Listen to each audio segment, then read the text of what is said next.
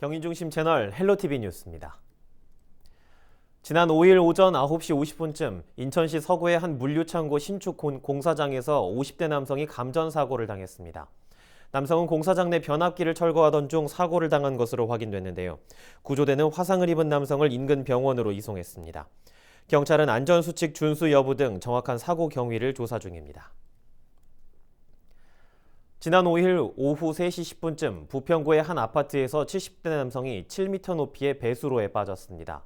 구조대는 크레인 등을 이용해 남성을 구조한 후 인근 병원으로 이송했는데요.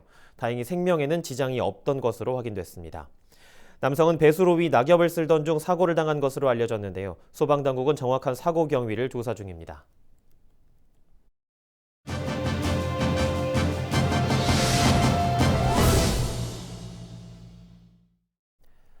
국내 코로나19 확산세가 거세지면서 4차 대유행에 대한 우려의 목소리가 커지고 있습니다.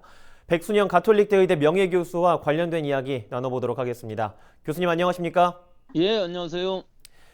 지금 400명대 후반에서 500명대 하루 확진자 수가 계속되고 있는데 지금 상황 어떻게 보고 계십니까? 예, 400명이 되기 전에 1월 중순 이후는 2달 넘어 300~400명 수준으로 유지가 되었었는데요.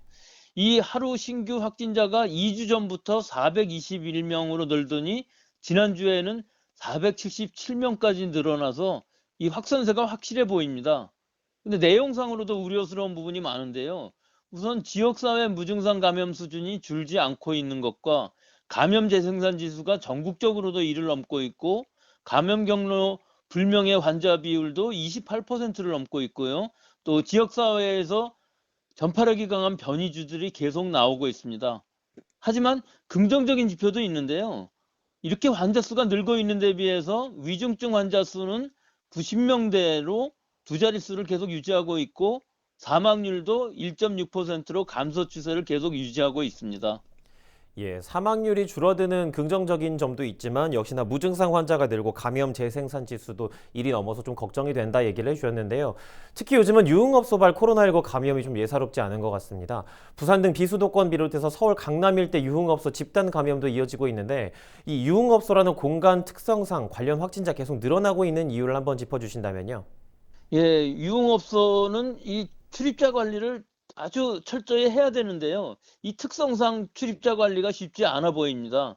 또 역학조사에 있어서도 접촉자 파악이 늦어지게 되면은 가족이나 지인, 직장을 통해서 지역사회에 N차 감염이 늘어날 수밖에 없습니다.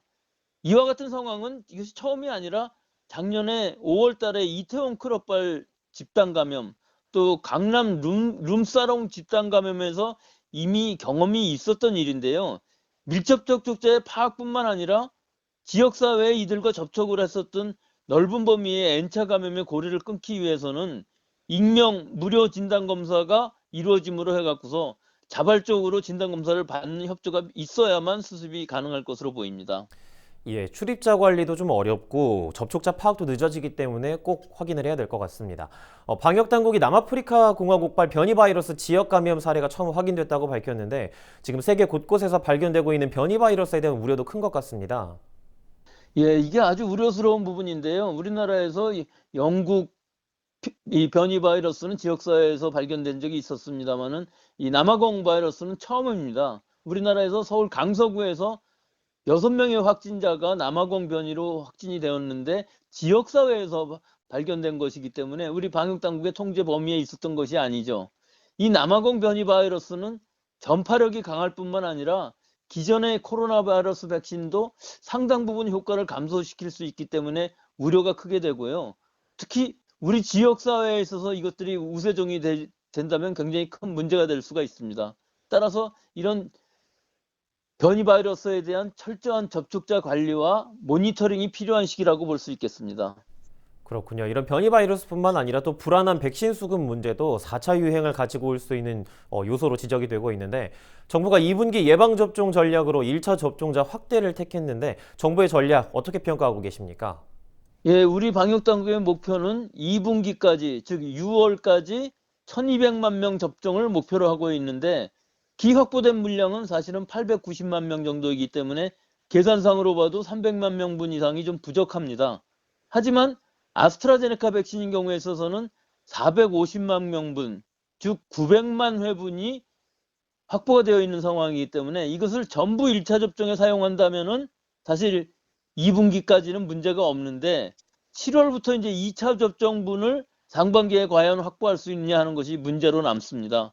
하반기에는 아마 전 세계적으로 물량 수급이 원활해질 것으로 예상은 됩니다만은 만약의 경우를 대비해서 임상 3상에서 91.4%라는 높은 예방 효과를 나타낸 러시아의 스푸트니크 V 백신 도입도 고려해 볼 만하다고 생각하는데 이 백신은 우리나라의 벤처기업들에서 이미 CMO, 즉 위탁 생산을 하고 있기 때문에 수급도 상당히 용이할 것으로 보이는데 아직 승인은 받지는 않고 있는 상황이고 아직 우리 방역당국에서는 고려의 대상에 넣고 있지는 않습니다. 네, 알겠습니다. 오늘 말씀 여기까지 듣도록 하겠습니다. 고맙습니다. 예, 감사합니다. 지금까지 백순영 가톨릭대 의대 명예교수였습니다.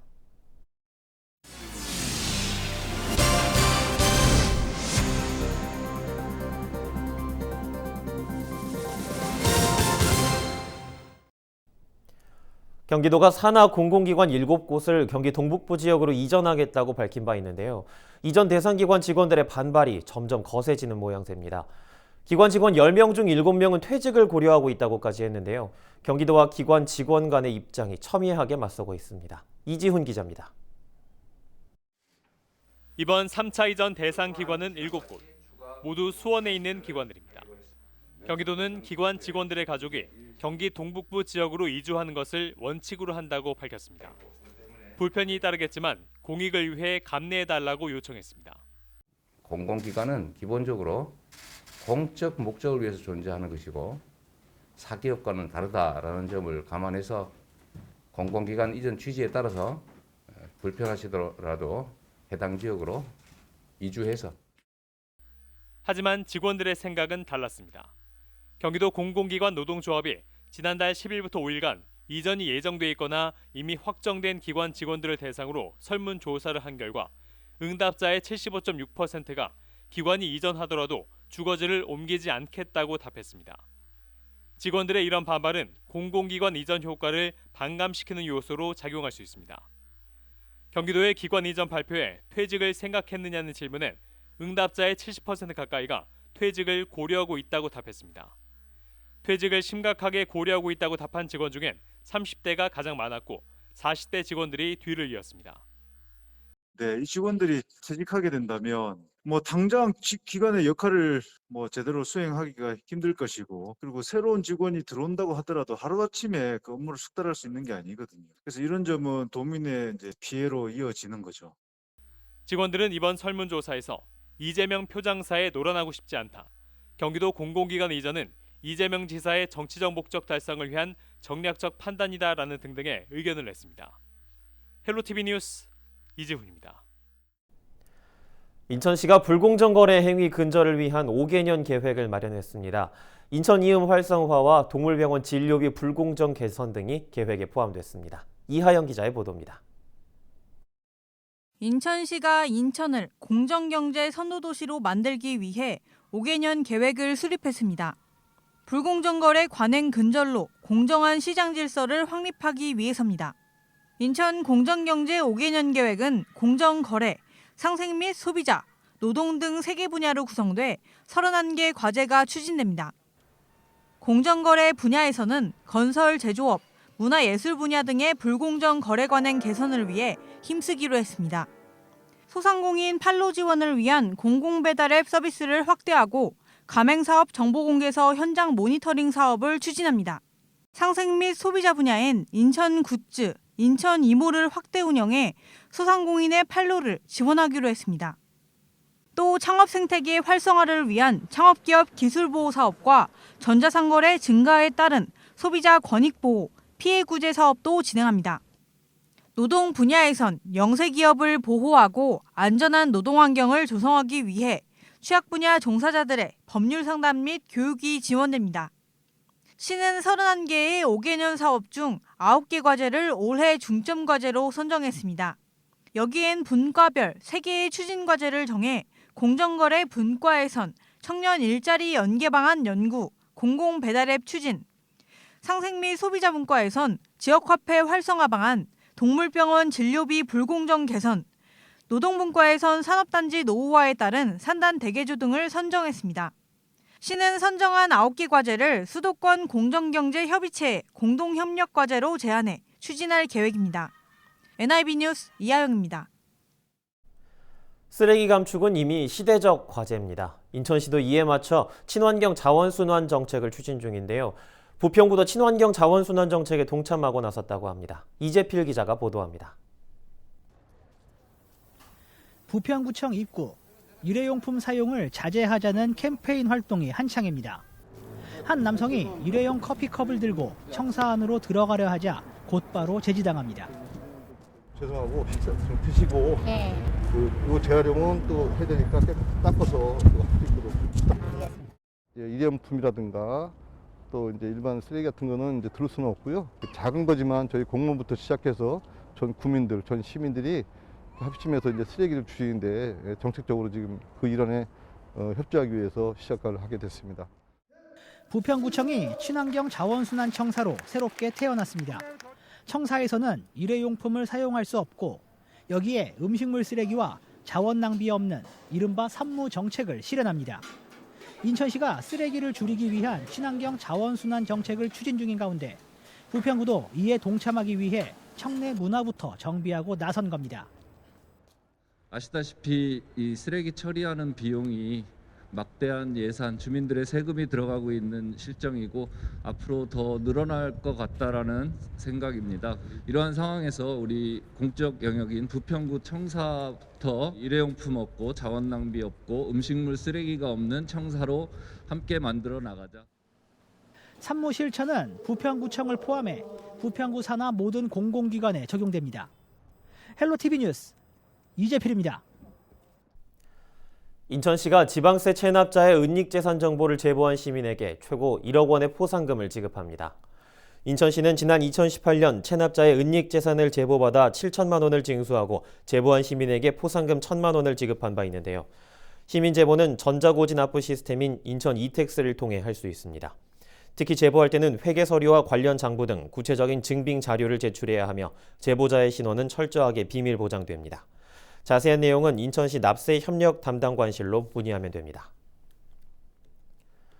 도성훈 인천시 교육감이 지난 5일 학생과 학부모, 교직원을 대상으로 참여 방역을 실천하자는 내용의 서한문을 보냈습니다. 수도권을 중심으로 코로나19 확산세가 지속되고 있기 때문인데요.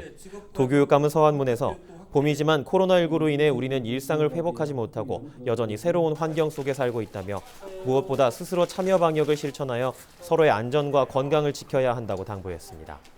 인천시 교육청은 학생 안전을 지키고 집단 면역을 높이기 위해 6일부터 보건교사와 특수교사 등을 대상으로 코로나19 백신 우선 예방 접종을 시작합니다. 부천에서 평소 주차난으로 민원이 많았던 지역에 주차장이 새롭게 생겼습니다. 부천시는 지난 5일 부천동과 신중동 일대에 거주자 우선 주차구역을 만들었다고 밝혔습니다. 이로써 부천동 옥산로에는 95면, 신중동 심중로에는 37면의 주차 공간이 조성돼 오는 12일부터 신청해 사용할 수 있습니다. 계양구가 5일 인천시와 공동으로 식목일 행사를 열었습니다. 행사가 열린 계양 꽃마루에는 코로나19 방역 지침에 따라 시민 대표와 사회단체, 유관기관 대표자 등 100명 미만의 인원이 참석했는데요. 참석자들은 배롱나무와 산수유 등 나무 1,450그루를 심었습니다. 박형우 계양구청장은 미세먼지 차단숲 등 도시숲 조성에 노력하고 있다며 구민들을 위한 편안하고 자연 친화적인 휴식 공간을 지속적으로 조성해 나가겠다고 말했습니다. 코로나19 여파가 길어지면서 도서관에서 전자책이나 오디오북을 이용하는 김포 시민들이 늘어난 것으로 나타났습니다. 김포시 시립도서관은 지난해와 비교해 올해 전자책 이용률이 85%가량 늘고 오디오북은 103% 증가했다고 밝혔습니다. 시립도서관은 코로나19 여파에 따라 전자자료 이용률이 급증한 것으로 보고 최근 전자책 841권과 오디오북 70권을 추가로 확보해 시민들에게 제공하고 있습니다. 헬로티비 경인뉴스가 준비한 소식은 여기까지입니다. 시청해주신 여러분 고맙습니다.